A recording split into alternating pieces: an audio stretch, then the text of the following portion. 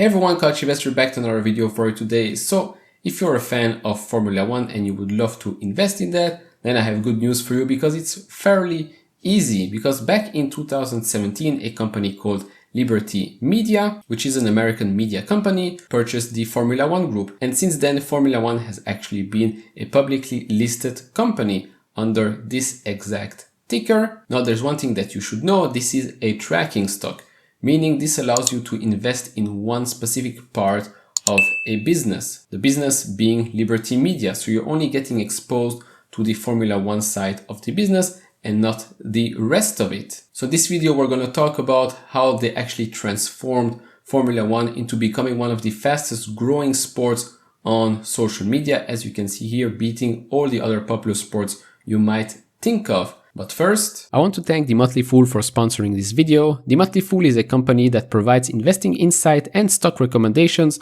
for investors of all skill sets and risk levels. You all know how much I love researching new stocks and trying to find the next best investment. So I'm proud to partner with the Motley Fool to bring you 10 free stock picks from their popular product, Stock Advisor.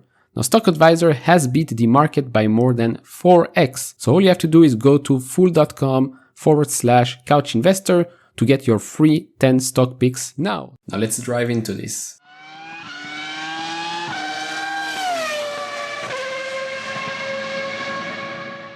Alright, so since Liberty Media has acquired Formula One back in 2017, they have been making lots of moves to make this sport much more popular and especially more popular in the United States.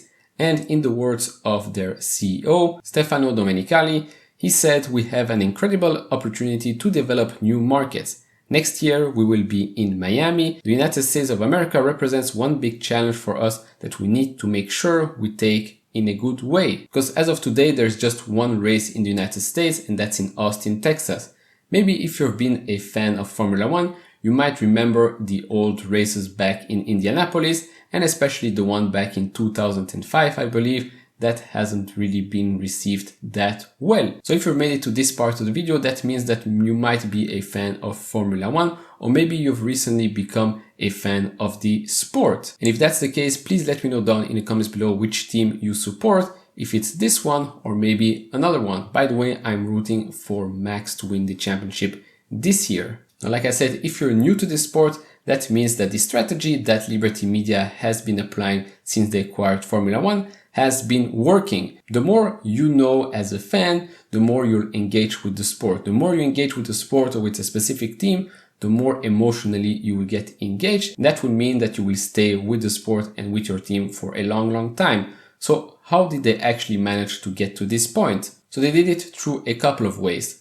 Blogs talking about different teams, different tactics, different news regarding the Formula One teams or races. Second of all, their YouTube channel. Over 6 million subscribers, over 3.5 billion views. An hour, 2 hours after each race, you can already watch the highlights. Then after that, you can see various interviews.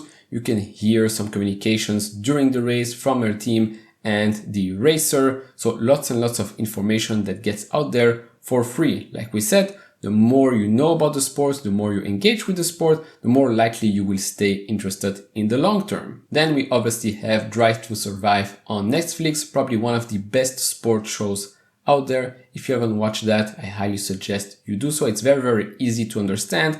Each episode goes and talks about another team, goes with another team through a whole racing weekend. It's very, very interesting and very, very entertaining as well.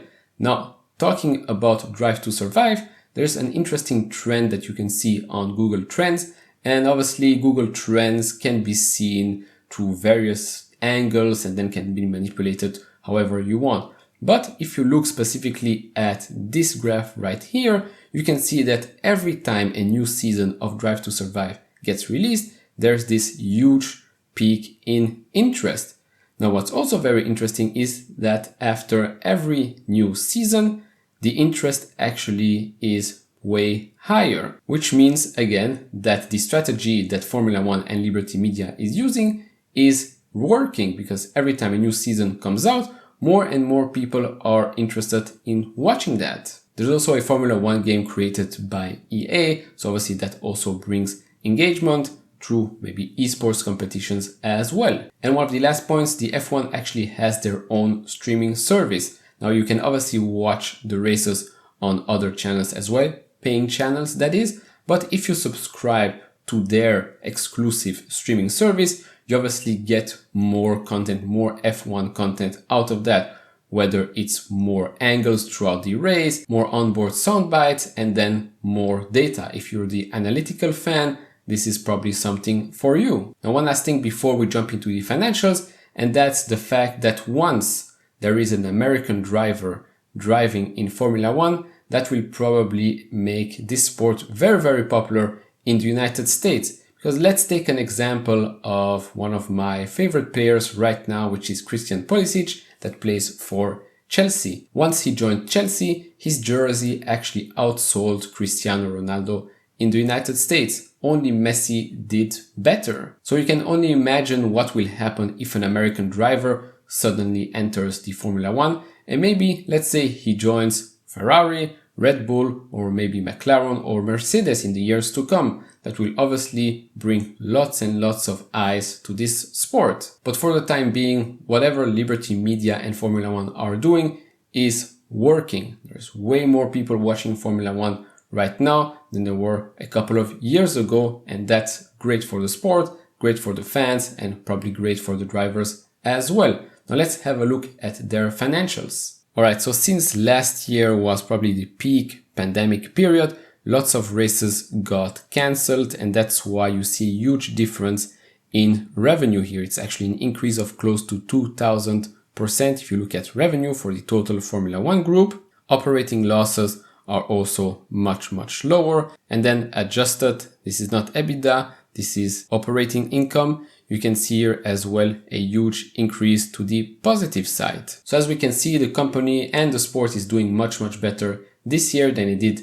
last year. And I do believe that we will see this upside trend continue for years and years to come. I do believe that it's still very, very early if you want to invest in Formula One or if you want to invest in this stock, because the popularity of this sport, if you compare it to baseball, basketball, or American football in the United States, is still very, very minimal. So imagine if it gets to half or maybe 3/4 of the level of popularity of the NFL, just imagine how big this can become. As of now, I'm just a very, very entertained fan, but I would love to know if one of you is already invested in that company, in that sport. So let me know down in the comments below. If you're a fan, again, let me know down as well. And if you like this video, leave it a thumbs up. If you haven't subscribed to this channel, maybe hit that subscribe button. And as always, guys, take care, stay safe, and see you all in the next video.